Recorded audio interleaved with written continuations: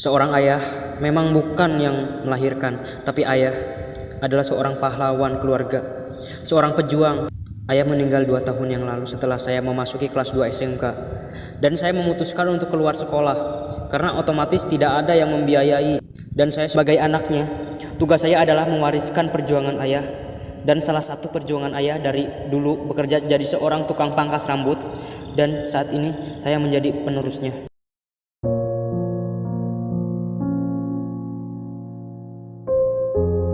Dulu saya masih ingat pas bapak masih ada itu, saya sering antar jemput tuh ke tempat kerja bapak saya tuh.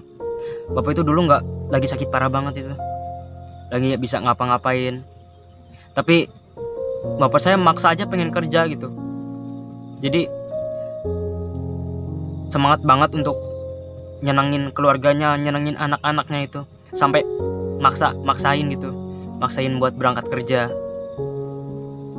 Dulu juga kalau setiap mau berangkat sekolah itu sering ditawarin itu. Saya kan dari dulu nggak pengen, nggak mau saya kalau orang tua itu ngasih jajan buat sekolah gitu kan, ngasih saku jajan. Saya sering ditolak kalau bapak ngasih uang sama saya. Kalau saya mau berangkat sekolah, saya sering nolak gitu. Karena saya tahu keadaan, saya lihat keadaan gitu, keadaan orang tua itu gimana, keadaan di rumah, keadaan keluarga itu gimana saya tahu. Makanya saya setiap orang tua mau ngasih uang ke saya sering nolak. Saya bilang ke mama aja, "Mah, udah buat mama aja, buat beli belanjaan, buat beli beras."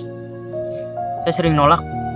Dulu juga bapak saya sering menyampaikan pesan sebelum bapak saya meninggal, bilang ke saya, kalau dapat uang kumpulin yang benar, kerja yang benar, kerja harus jujur, kerjanya harus jujur, jadi orang jujur, uangnya dikumpulin, uang kerja kamu harus dikumpulin.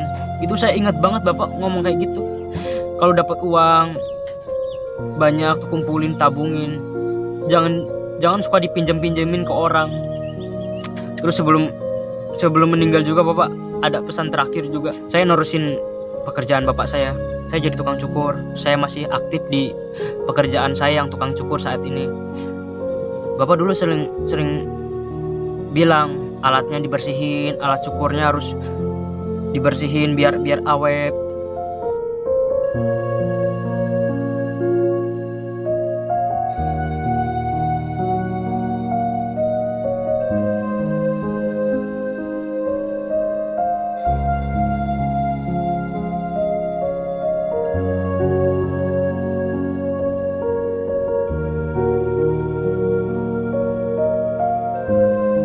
Dari kelas 6 SD tuh saya emang udah pintar nyari uang.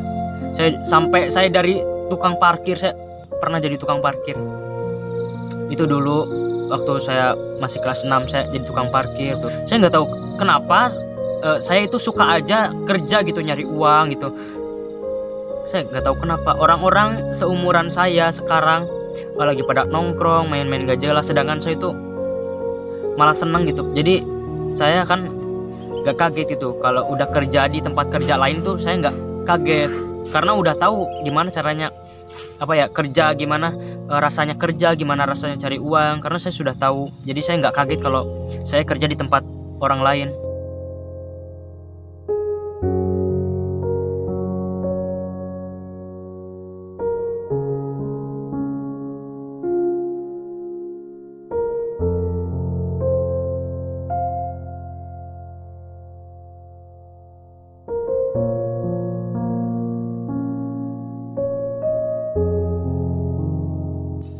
Setelah saya jadi tukang parkir, saya juga pernah jadi tukang jual-jualan kaos polos, dan itu pun harus nganterin ke setiap rumah. Saya harus nganterin ke setiap rumah.